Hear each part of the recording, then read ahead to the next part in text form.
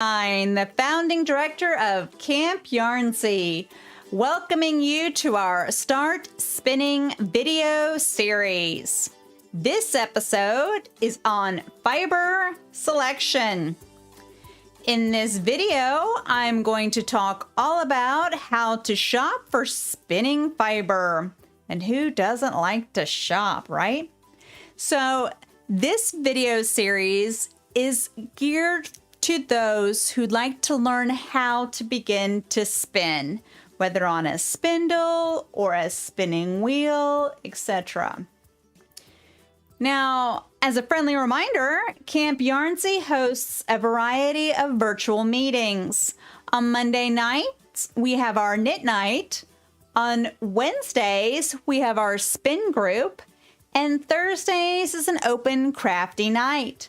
You can get the links to all of our virtual meetings at yarnsey.com. Now let's get started talking all about fiber. So to start with, let's talk about Superwash versus non-Superwash fibers. So if you're unfamiliar with Superwash fibers, these are fibers which have been treated with a polymer coating. The polymer coating lays down the wool scales that reduces shrinkage and felting. So these wool yarns that have been treated this way feel smoother or slicker. So a garment treated with this yarn can safely be washed in the washing machine on the gentle cycle and typically laid flat to dry. While Superwash is an excellent idea to use for items which are going to be worn frequently or have heavy usage. Due to this slickness, this is not the best option for your first spinning fiber. So the first thing I would look for is either non-superwash or one that is a natural wool. I would try and stay away from that superwash option for your first fiber. Now, there are a variety of ways fiber is prepared. Think of this as a buffet of all types of wool. There are many different color options also, from au natural to the dyed magical outlet out there. So let's talk about some of the words and the vocabulary you'll be seeing. So when you're shopping for your fiber for your first spin, you might see some of these terms. So for instance, a bat, and I'm not talking about the animal. These bats are large, fluffy, pillowy like squares or blankets of fiber. So these are typically made by being processed on a drum carder. They come in kind of thick sheets, if you think of it like that, or the size of a baby blanket. Now, roving is a carded fiber preparation. So this is where the fibers are aligned in the same direction. This is typically performed by a commercial mill and results in a long continuous like cord that is approximately 2 to 3 inches in length. Now, a sliver is a thinner version of roving. It does not have any twist to it at all, while roving has kind of a tiny bit of twist.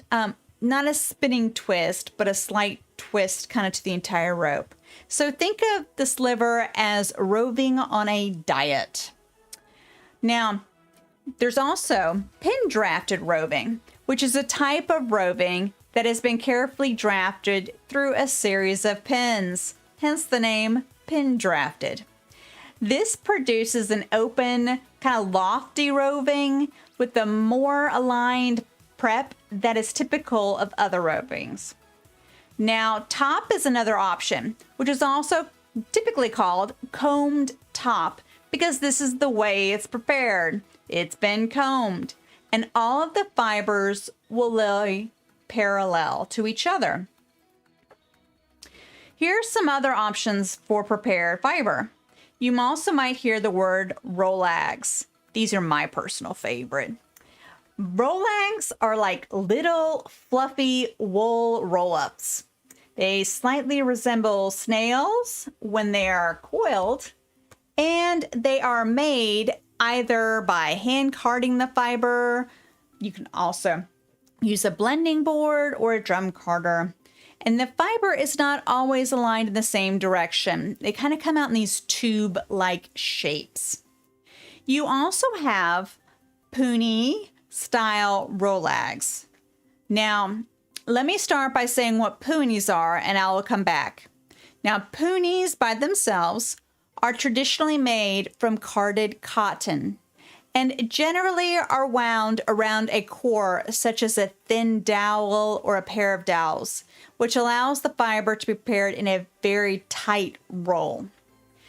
Now, pony style rollags often include blended fibers such as wool, silk, and firestar, which is this sparkly goodness. You'll learn, I'm sure, quickly what firestar and angelina are.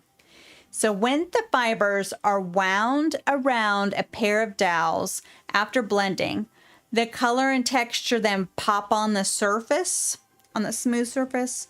So unlike kind of the fluffy rollag, it kind of gives you more of a texture change within the rollag. So the longer staple length of these fibers would not work well if they're tightly wound like the pony. So it's better for the rollag ponies to they're in between. They're not tightly compacted, nor are they cloud-like and fluffy. They're generally bigger and then in between style of texture between the rollags and the ponies. So in a nutshell, that you'll hear a lot of those vocabulary terms when you're looking at fiber, and that is what those mean. Now, any of these options are perfectly acceptable.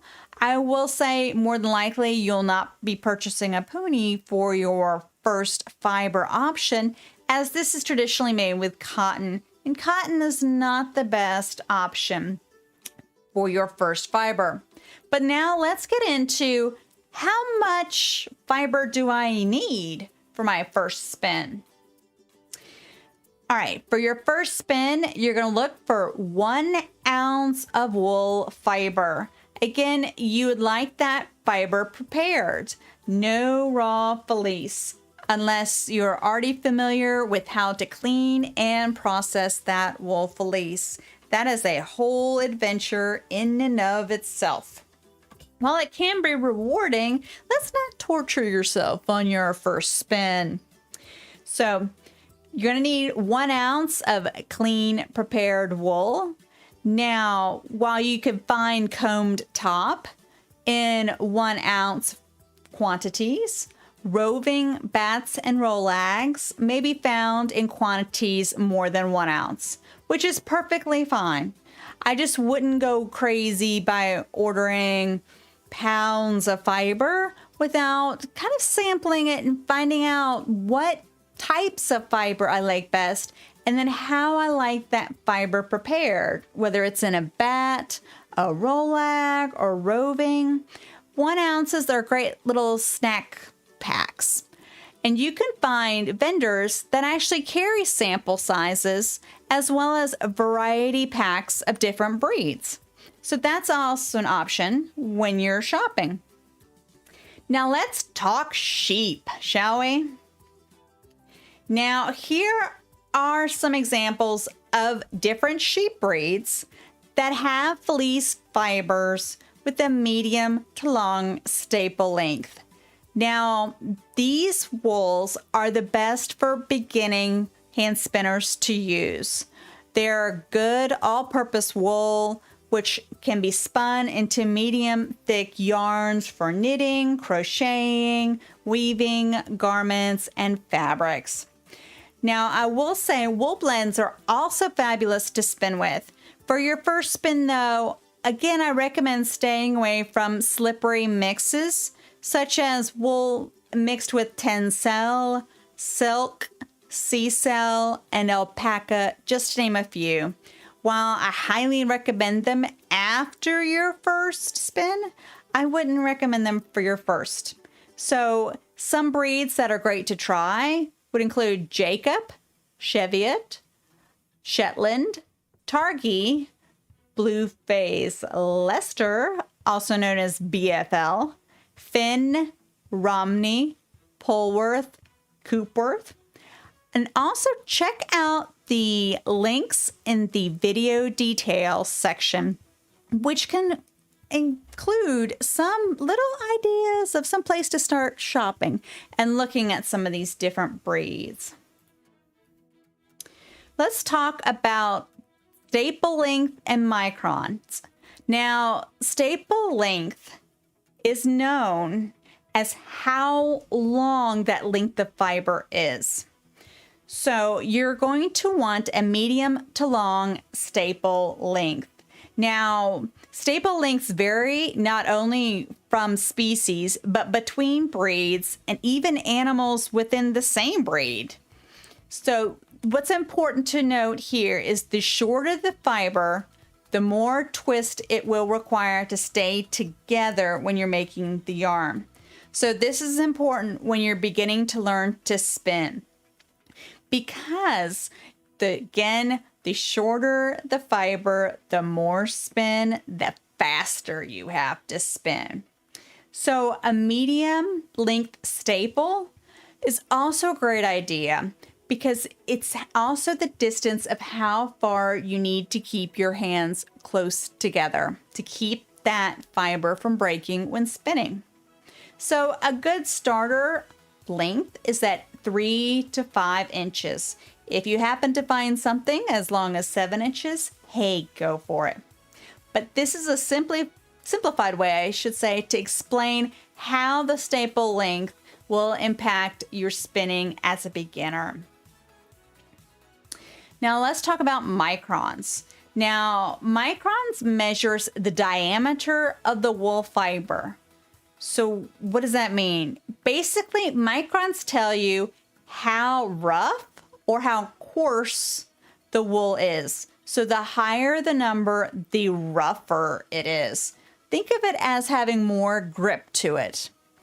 The smaller the number, the finer and softer and also more slippery the wool is. So that's one way to figure out how soft or how rough the wool is. A good start for a beginner shopping for fiber is to look for fiber that falls in the mid-20s to low 30s micron range. So let's review our shopping list. Here is what you will need. At bare minimum, 1 ounce of prepared wool fiber.